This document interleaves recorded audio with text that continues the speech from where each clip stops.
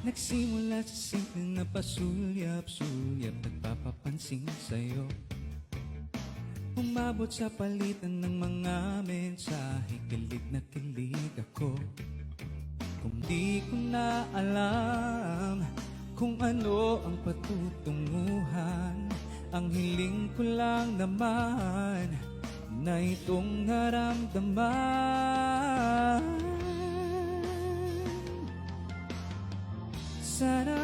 Sana naman ay mapagbigyan na at nang mapakinggan ang tibok ng puso kong sa'yo lang naramdaman ng tunay na kaligayahan. Sana naman mapagbigyan ang tibok ng puso